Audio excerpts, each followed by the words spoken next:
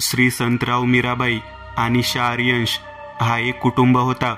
ज्या कुटुंबातील श्री संतराव हे कुटुंब प्रमुख होते, तर मीराबाई त्यांच्या पत्नी होत्या. तर त्यांना अनिशा आर्यंश ही 2 मुलं होती. श्री संतरावांना एक वृद्ध आई होती, ज्यांचं नाव ललिताबाई होतं. ललिताबाईंना काल रात्री अटॅक आला होता आणि आज त्यांनी मुंबईतल्या मोठ्या नामांकित हॉस्पिटलमध्ये ॲडमिट केलं होतं. काल रात्री अटॅक आल्यापासून ललिताबाई जरा विचित्र वागत होत्या. म्हणत होत्या, आपल्या कुलाला पंचक लागणार आहे, तो पंचकीय मला न्यायला आला आहे. परंतु त्यांच्या ह्या गोष्टीवर बोलण्यावर कोणीही विश्वास ठेवायला तयार नव्हतं. डॉक्टर म्हणाले होते की गोळ्यांच्या गुंगीमुळे ते असं बोलत आहेत, परंतु सत्य हे फारच भयंकर होतं. ह्यापासून श्री संतरावांचे कुटुंब अजान होते. रात्रीचे 2:30 वाजले होते. तोच हॉस्पिटलवर काळ्याभोर आकाशात विजा कडाडल्या जात फेसाळत्या चंदेरी प्रकाशाने हॉस्पिटलची बिल्डिंग उजळली. आणि जसं तो चंदेरी प्रकाश कमी झाला, काळ्या ढगांच्यात गडगड्या बुवाने काळी चिरणारा चित्कार केला. भयान छातीत कळ उठवणारा आवाज झाला. हॉस्पिटलमध्ये खाटेवर गाढ झोपलेले पेशंट दचकून जागे झाले. जो तो उघड्या खिडकीतून बाहेर पाहू लागला. सर्वांच्या मनक्यात थंडगार सळसळ झाली.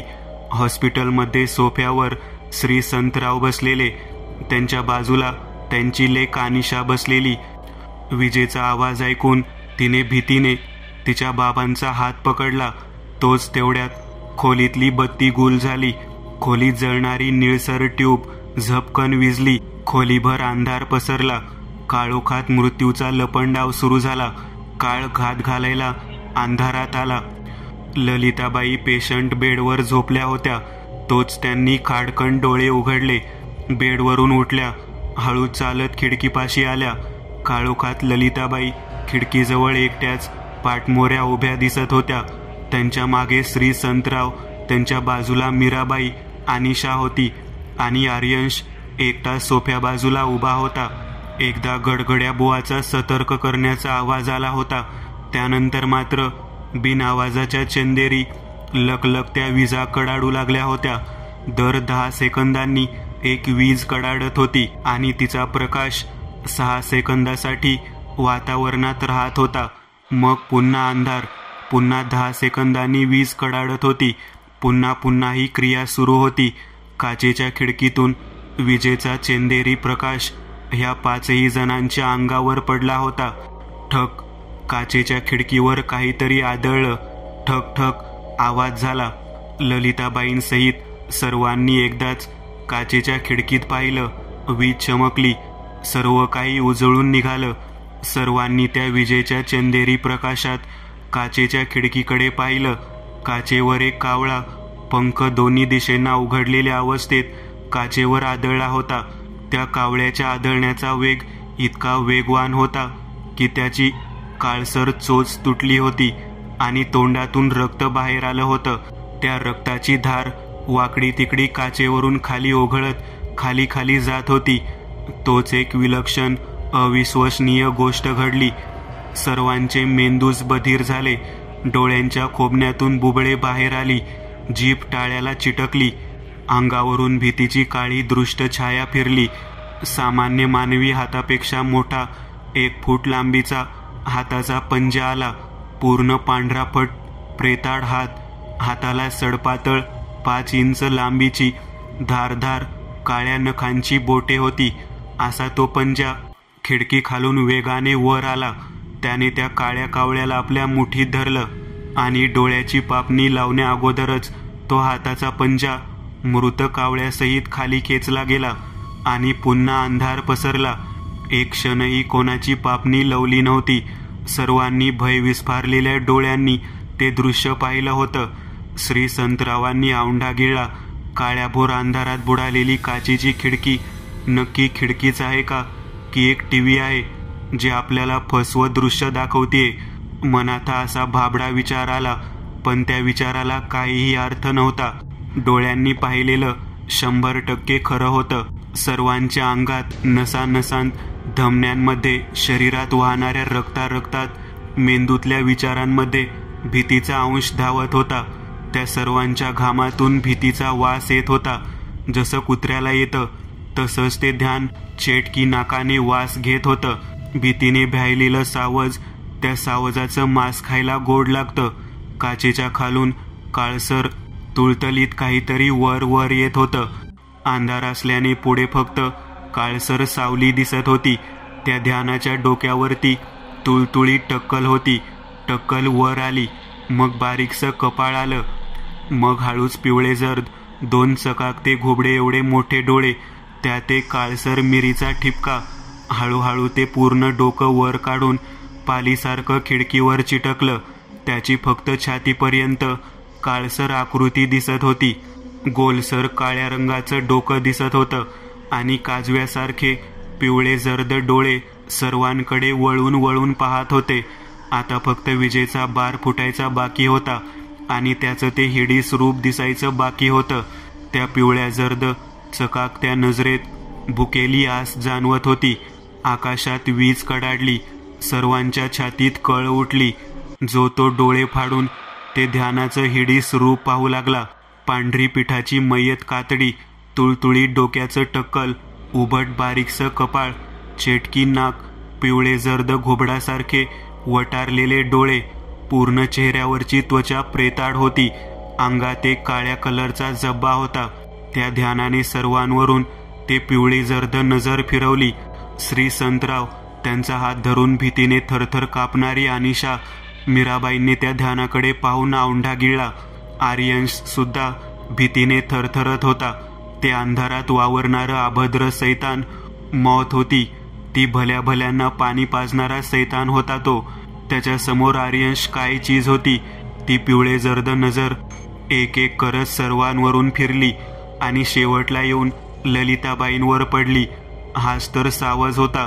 त्याने ते हेरलं आणि जबडा विचकला. ते बुताऱ्यासारखे धारधार टोचकुले दात बाहेर आले.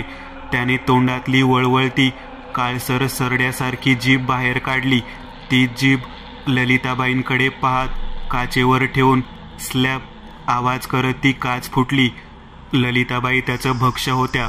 म्हातारीच्या नरडीला फोडून जोपर्यंत तो तिचं गरम रक्त चाकणार नव्हता तोपर्यंत त्याची भूक शमणार नव्हती. तोच पुन्हा अंधार मातला. त्याच अंधारात समोरची काच फुटल्याचा आवाज आला. त्या ध्यानाने काच फोडून आत प्रवेश केला होता. हा नुसतं विचार करूनच त्या सर्वांच्या अंगावर भीतीने निवडून उगवून आली. अर्धा जीव जागेवरच मेला. पुन्हा वीज कडाडली. सर्वांच्या विस्फारलेल्या नजरा समोर गेल्या. 6 फूट उंचीचं ते ध्यान आत आलं होतं. त्याच्या अंगावर एक फुलबाह्यांचा काळसर जब्बा होता. त्याने त्याच्या एका हाताने म्हातारीला कापसाच्या पोत्यासारखी वर हवेत उचलली होती. म्हातारीला श्वास मिळत नव्हता म्हणून ती पाय झाडत होती. त्या सैतानाच्या हातांवर हात मारत होती. हे दृश्य पाहताच मीराबाई अनिशा दोघेही एकसाथ कानावर हात ठेवत किंचाळल्या. अनिशा ओरडण्याचा आवाज, मीराबाईंचा ओरडण्याचा आवाज. आपल्या मातेला सोडवण्यासाठी श्री संतराव त्या सैतानाच्या दिशेने धावले. त्यांनी त्या सैतानाच्या हातावर बुक्के मारायला सुरुवात केली. श्री संतराव त्याच्या वाटेत अडथळा म्हणून आले होते. त्याने त्यांचीही गचोंडी आवळून धरली. हळू चालगत कापसाच्या पोत्याप्रमाणे जमिनीवरून 3 फूट उंच हवेत उचलून धरलं. अहो, मीराबाई ओरडल्या. तोच त्या सैतानाने श्री संतरावांना अलगद एका हातानेच पुढे भिरकावलं. हवेतच हातपाय हलवत ते पाठमोरे 10 फूट लांब जात जिथे काचेचा टिपॉय टेबल होतं त्या टेबलावर पाठीवर आदळले. त्यांच्या वजनाने खालची काच फट आवाज करत फुटली. काचेचे तुकडे झाले. त्यातलीच एक धारधार काच श्री संतरावांचा काळ बनली. मागून पाठीच्या मणक्याचं हाड तोडत पुढच्या पोटातल्या आतड्या कोतड्या फाडत पुढच्या दिशेने बाहेर आली.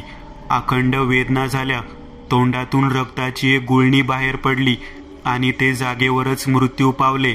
अहो, मीराबाईंची आक्रोशमयी किंकाळी काळी चिरत गेली. अनिशाचा बीपी लो झाला. हे दृश्य तिच्या कमकुवत मनाला झेपणार नव्हतं. क्षणात डोळ्यांभोवताली पूर्ण खोल गोल गोल भिंगू लागली. तिची शुद्ध हरपत होती. आर्यंशने तिला हवेतच खाली पडण्यापासून पकडलं. तिचे दोन्ही खांदे पकडून उघड्या दरवाजातून तो तिला मागे मागे खेचत घेऊन जाऊ लागला. आपल्या नवऱ्याचा झालेला अंत पाहून मीराबाईंचा राग उफाळून वर आला होता. रागाच्या भरात मीराबाई त्या सैतानाच्या अंगावर धावल्या. अनिशाला दरवाजातून मागे मागे ओढत घेऊन जाणाऱ्या आर्यंशने ते पाहिलं. मीराबाई त्या सैतानाच्या दिशेने जात होत्या. मीराबाई त्या सैतानाच्या दिशेने जात आहेत. बाहेरून आकाशात एका पाठोपाठ विजा कडाडत होत्या आणि त्यात हे सैतानाचं भयान मृत्यूचं तांडव सुरू होतं. त्याने अनिशाला खोलीतून बाहेर आणलं आणि दरवाजा बाजूला असलेल्या बाजूच्या सोफ्यावरतीच बेशुद्ध देह ठेवला आणि तो पुन्हा खोलीत शिरला. 6 फूट उंच त्या ध्यानाने डाव्या हातात ललिताबाईंचं प्रेत पकडलं होतं. होय, प्रेतच, कारण त्यांच्या देहाची विधभरही हालचाल होत नव्हती. म्हातारीने केव्हाचीच मान टाकली होती. त्याने सोफ्यापाशी पाहिलं. श्री संतराव काचेच्या टिपवाईवर आदळले होते आणि त्यांच्या पोटात काचेच्या टिपवाईची एक मोठी काच पाठीतून घुसून पुढच्या पोटातून बाहेर आली होती. त्यांचाही मुडदा पडला होता. मीराबाईंचाही त्याने गळा आवळला होता. त्यांनाही 3 फूट उंच हवेत उचलून धरलं होतं. तोच मीराबाईंनी त्याच्या हाताचा एक जोरदार चावा घेतला. ते ध्यान विचित्र आवाज करत चित्कारलं. उभा हॉस्पिटल त्या आवाजाने थरथरून शहारून उठला. ए भवाने, घोगऱ्या खर्जातल्या आवाजात ते डोळे वटारून मीराबाईंकडे पाहत म्हणालं. त्या ध्यानाने मीराबाईंना मागे असलेल्या उघड्या खिडकीतून बाहेर फेकलं. काकू, आर्यंश ओरडला. त्याने एक वेळ खिडकीकडे मग त्या सैतानाकडे पाहिलं. क्षणात दोघांची नजरानजर झाली. बुताऱ्यासारखे दात दाखवत ते ध्यान दात विचकत हसलं. वळखलं का? मी पंचकयम. जीव प्यारा असेल ना तर इथूनच मागे फिरा, नाहीतर तुला पण नेईल. क्षणात त्या ध्यानाच्या दोन्ही खाकेतून काळसर रंगाचे काळ्या पिसांचे पंख झपकन बाहेर आले. आर्यंश जागेवर पुतळ्यासारखा उभा राहिला होता. सर्व काही नजरेसमोर घडताना हताशपणे पाहत होता. त्या ध्यानाने त्या उघड्या खिडकीतून एका अमानवीय झेपेसरशी ललिताबाईंच्या प्रेतासहित बाहेर उडी घेतली आणि पंख फडफडवत ते आकाशातून ते प्रेत आपल्या सोबत घेऊन उडत जाऊ लागलं. मध्ये चमकणाऱ्या निळसर चंदेरी विजांमध्ये त्याची उडणारी काळी आकृती पुढे पुढे जाताना दिसत होती. आर्यंश खिडकीच्या चौकटीवर हात ठेवून त्या सैतानाला पुढे पुढे जाताना पाहत होता. शेवटी आर्यंशच्या आजीची गोष्ट खरी झाली होती. तिला पंचकयम घेऊन गेला होता, तेही नरकात. दुसरी कथा.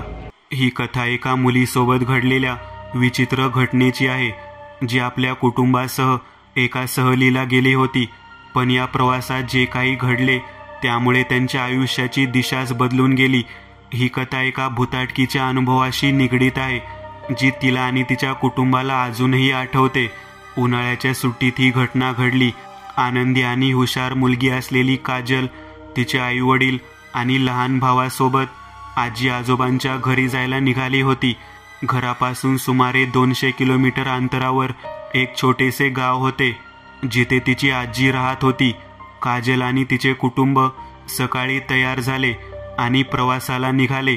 काजल, तिची आई, वडील आणि लहान भाऊ गाडीत होते. रस्ता मोकळा होता. हवामानही चांगले होते. प्रत्येकजण आनंदी होता, कारण हा प्रवास त्यांचा आवडता होता. काजल नेहमी आजीच्या घरी जाण्यासाठी वाट पाहत असे. गावातील वातावरण शांत होते. आजीसोबत थोडा वेळ घालवायचा या विचाराने ती आनंदी होती. पण नंतर काहीतरी विचित्र घडले. वाटेत जात असताना अचानक गाडी बंद पडली. काजलच्या वडिलांनी पुन्हा गाडी सुरू करण्याचा प्रयत्न केला, पण इंजिन सुरू झाले नाही. काय झालं? काजलच्या आईने घाबरून विचारले. मला माहीत नाही, काजलचे वडील काहीशा काळजीने म्हणाले. इंजिन पूर्णपणे बंद झाले आहे. कदाचित काहीतरी चूक झाली असेल. सर्वजण गाडीतून बाहेर आले आणि उभे राहून आजूबाजूला पाहिले. रस्ता निर्मनुष्य होता. दूरवर कोणीही दिसत नव्हते. कारचे इंजिनच चालू नाही, तर मोबाईल नेटवर्कही उपलब्ध नव्हते. मला वाटत नाही की आपण इथून लवकर बाहेर पडू शकू, काजलचे वडील म्हणाले. त्याने गाडीचे बोनेट उघडले आणि इंजिन तपासण्यास सुरुवात केली, परंतु समस्येवर काही उपाय सापडला नाही. बराच वेळ प्रयत्न करूनही गाडी सुरू झाली नाही. तेव्हा काजलच्या वडिलांनी ठरवलं की रात्र इथेच घालवायची आणि दुसऱ्या वाहनाच्या मदतीने सकाळी शहरात पोहोचायचं. सर्वजण गाडीच्या आत बसून रात्रीची वाट पाहू लागले. आजूबाजूचे वातावरण खूपच विचित्र होते. रात्र जसजशी गडद होत गेली तसतशी काजलला वाटले की कोणीतरी तिच्याकडे पाहत आहे. ही भीती तिला सहन होत नव्हती. ती आईला म्हणाली, आई, मला भीती वाटते. मला वाटतं काहीतरी माझ्याकडे पाहत आहे. तू घाबरू नको बाळा, हे असं काही नसतं. तिच्या आईने तिला दिलासा दिला, पण काजलची भीती वाढत होती. तेवढ्यात अचानक गाडीचे दिवे चमकू लागले. काजलच्या डोळ्यासमोर अंधार दाटू लागला आणि मग प्रकाश पूर्णपणे गेला. गाडीच्या आत शांतता होती. त्यानंतर घडलेली घटना काजलसाठी अविस्मरणीय ठरली. कारच्या मागच्या सीटवर एका महिलेची आकृती दिसली. तिने पांढरे कपडे घातले होते आणि तिचा चेहरा कापलेला होता. ती स्त्री काहीतरी बोलण्याचा प्रयत्न करत होती, पण तिचा आवाज विचित्र होता, जणू ती दुसऱ्या जगातून आली होती. काय बघत आहेस? काजलच्या धाकट्या भावाने घाबरून विचारले. काजलने घाबरत त्या महिलेकडे बोट दाखवले, पण सर्वांनी तिच्याकडे पाहिले तर तिथे कोणीच नव्हते. गाडीची मागची सीट पूर्णपणे रिकामी होती. काजलच्या हृदयाचे ठोके वाढले होते. ती अजूनही भीतीने थरथरत होती. त्या रात्री गाडीत कोणीही झोपू शकले नाही. सर्वजण जागे राहिले आणि रात्रीच्या गडद सावलीतून सुटण्याचा प्रयत्न करू लागले. दुसऱ्या दिवशी सकाळी सूर्य उगवताच काजलच्या वडिलांनी ट्रक ड्रायव्हरची मदत घेतली आणि कार एका मेकॅनिककडे नेली. कारच्या इंजिनची समस्या सोडवल्यानंतर काजलच्या वडिलांनी ट्रक ड्रायव्हरला विचारले की या मार्गावर काही विचित्र घटना घडल्या आहेत का? तेव्हा तो माणूस म्हणाला, हा मार्ग खूप जुना आहे. इथे स्त्रीचा आत्मा राहतो असे म्हणतात. रात्रीच्या वेळी पांढरे कपडे घातलेल्या महिलेला पाहिले असल्याचे अनेकांचे म्हणणे आहे. तिचा अपघाती मृत्यू झाला आणि आता तिचा आत्मा इथेच भटकत आहे. हे ऐकून काजलचा आत्मा हादरला. रात्री गाडीत घडलेली घटना ही काही सामान्य घटना नव्हती हे तिला समजले. ही घटना काजल आणि तिच्या कुटुंबासाठी भयानक अनुभव ठरली. त्यांनी या घटनेचा खूप विचार केला आणि भविष्यात या मार्गाने प्रवास न करण्याचा निर्णय घेतला. पण हा प्रश्न काजलच्या मनात कायम राहील. ती स्त्री खरोखरच आत्मा होती की फक्त तिची कल्पना होती? काहीही असो, ती रात्र आणि ती पांढऱ्या रंगाची स्त्री काजलच्या आयुष्यातली भयानक आठवण राहिली. तिसरी कथा. ही कथा एका मुलीच्या सत्य घटनेवर आधारित आहे. ती स्वतः या सत्य घटनेबद्दल सांगत आहे. पावसाळ्याच्या सुट्ट्या चालू होत्या आणि एकदा माझे आईवडील काही कामानिमित्त बाहेर गेले होते. मी घरी पूर्णपणे एकटी होती. माझी वसाहत एका मोठ्या डोंगराच्या माथ्यावर होती. तिथे सहसा कोणीही येत नव्हते. मी अशीच पडून टीव्ही बघत होते. तेवढ्यात कोणीतरी दारावरची बेल वाजवली.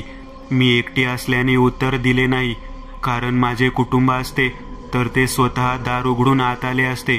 त्यामुळे दुसऱ्यांदाही बेल वाजली, पण तरीही मी लक्ष दिले नाही.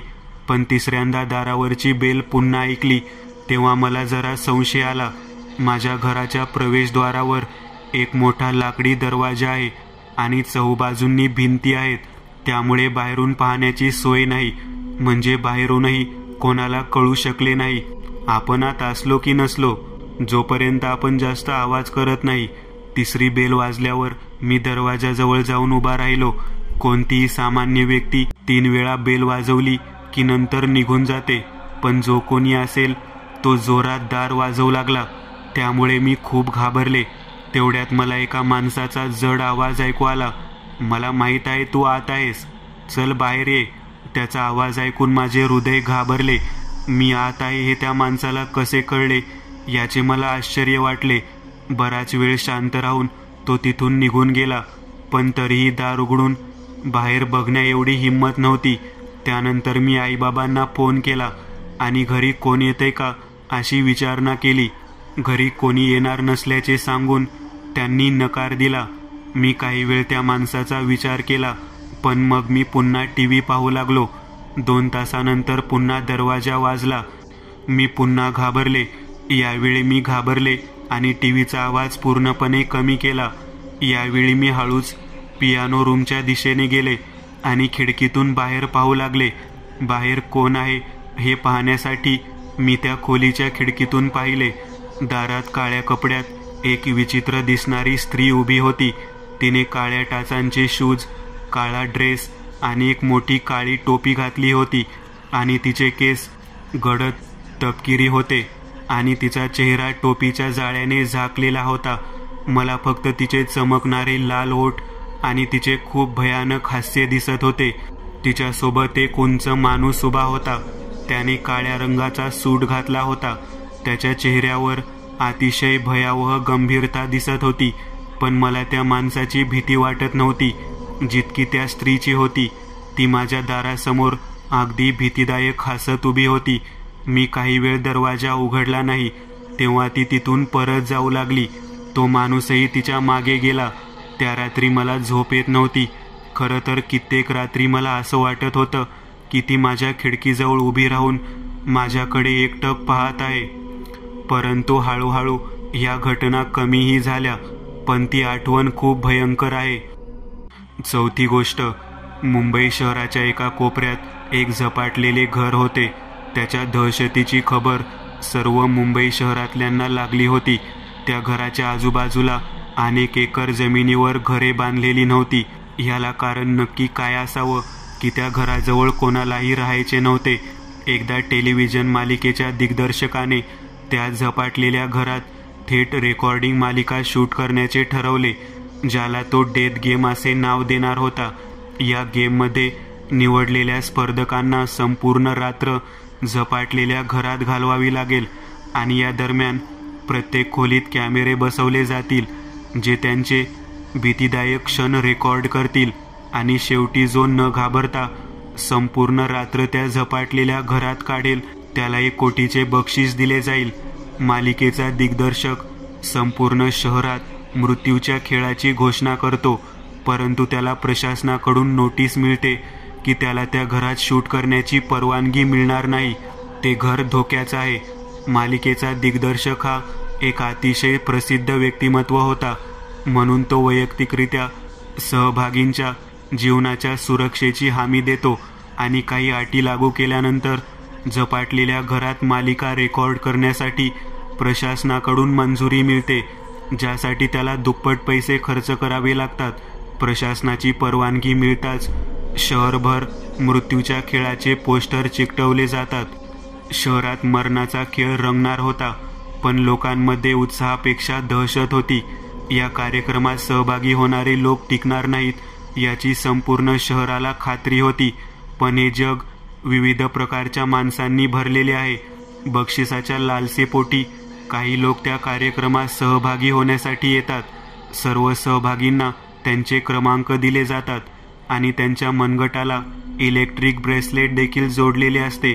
जर त्यांना भीती वाटत असेल तर त्यामध्ये दिलेली बटणे दाबून ते या कार्यक्रमातून बाहेर पडू शकतात. सहभागींमध्ये 12 मुले आणि 3 मुली आहेत.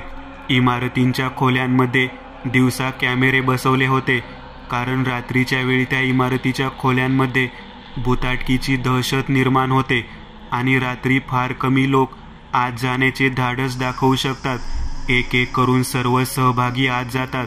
प्रत्येकजण आपापल्या नंबरनुसार खोली निवडतो आणि आत जाताच प्रत्येकाला आतून कुलूप लावून चावी बाहेर फेकून द्यावी लागते.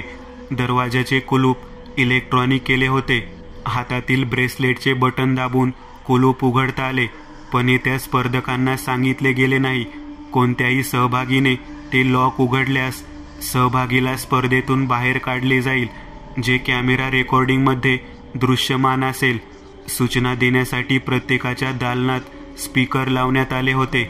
यासह प्रत्येकाला शक्य तितक्या लवकर त्यांच्या खोल्या कुलूप बंद करण्याचे संकेत दिले जातात. दरवाजातून चावी बाहेर फेकून द्या आणि त्यानंतर खोलीचे दिवे बंद केले जातील. सूचनेनुसार प्रत्येकजण आपापल्या खोलीला आतून कुलूप लावतो आणि चाव्या दाराखाली फेकतो. नाईट मोड रेकॉर्डिंगसाठी कॅमेरे सेट केले गेले होते. त्यामुळे सहभागींच्या खोलीत अंधार असला तरीही दर्शकांना टेलिव्हिजन स्क्रीनवर सर्व काही पाहता येत असते. हळूहळू भीती मनात डोकावते. सहभागींपैकी एक मुलगी अचानक तिच्या खोलीत किंचाळू लागते. कोणीतरी तिचा गळा दाबत आहे असे तिला वाटते आणि ती रडू लागते. थोड्याच वेळात ती भीतीने बेशुद्ध पडते. ती बेशुद्ध होताच थेट प्रक्षेपण लाईव्ह मालिका पाहणारे प्रेक्षक घाबरतात. अचानक सर्व सहभागींवर एक एक करून भूतांचा हल्ला होऊ लागतो. परंतु आश्चर्याची गोष्ट म्हणजे सर्व सहभागी स्वतःचे नुकसान करत होते. कॅमेरा रेकॉर्डिंगमध्ये ते स्पष्टपणे दिसत होते. कोणी तोंड खाजवत होते, कोणी गळा दाबत होते, तर कोणी भिंतीवर डोके आपटून स्वतःला इजाही करून घेत होते. प्रेक्षकांची भीती वाढत असल्याचे पाहून सरकारी अधिकारी इमारतीजवळ आले, कारण प्रशासनाच्या अटींनुसार कार्यक्रमाचे रेकॉर्डिंग करण्याची परवानगी देण्यात आली होती. त्यापैकी एक म्हणजे शूटिंग दरम्यान कोणत्याही सहभागीची वैद्यकीय स्थिती असल्यास, आवश्यक असल्यास त्वरित डॉक्टर उपलब्ध करून दिला जाईल. आणि जेव्हा लाईव्ह रेकॉर्डिंग दरम्यान सर्व सहभागी जखमी होऊ लागतात तेव्हा प्रत्येकजण कार्यक्रम थांबवण्याची मागणी करू लागतो. प्रशासनावर रातोरात दबाव वाढतो. प्रेक्षकांमध्ये घबराहट पसरलेली पाहून कार्यक्रमाचे प्रसारण थांबवण्याचे आदेश येतात. लगेचच कार्यक्रमाचे प्रसारण थांबते आणि आता सर्व सहभागींना वाचवण्यासाठी संघर्ष सुरू होतो. अग्निशमन दलाचे वाहन इमारतीच्या बाहेर पोहोचते. मात्र रात्रीच्या वेळी अग्निशमन दलाच्या जवानांनाही त्या झपाटलेल्या इमारतीच्या आत जाण्याचे धाडस होत नाही. सर्वजण बाहेर उभे राहून सहभागी झालेल्यांचा मृत्यू पाहत होते, कारण त्या इमारतीचा रक्तरंजित इतिहास सर्वांनाच ठाऊक होता. खोलीत बसवलेल्या स्पीकरच्या साहाय्याने मालिकेचा दिग्दर्शक स्पर्धकांना ब्रेसलेटवरील बटन दाबून बाहेर येण्याची सूचना देतो. परंतु स्पीकरमधून कोणताही आवाज ऐकू येत नाही किंवा स्पर्धकांचे पुरेसे नियंत्रण नसते. ब्रेसलेटवर बटन दाबू शकता. काहीच वेळात लाईव्ह रेकॉर्डिंगमध्ये सर्व सहभागी आत्महत्या करतात. परंतु प्रत्येकाला माहीत होते की हे भूतांनी केलेले हत्याकांड आहे. सकाळी सर्वांचे मृतदेह बाहेर काढले जातात आणि मालिकेच्या दिग्दर्शकाला अनेक वर्षांच्या तुरुंगवासाची शिक्षा दिली जाते. मोठ्या नुकसान भरपाईसह इमारत कायमची नो व्हिजन झोन म्हणून घोषित केली जाते आणि आजही बिल्डिंग तशीच आहे. वाट पाहत आहे, कोणीतरी येईल.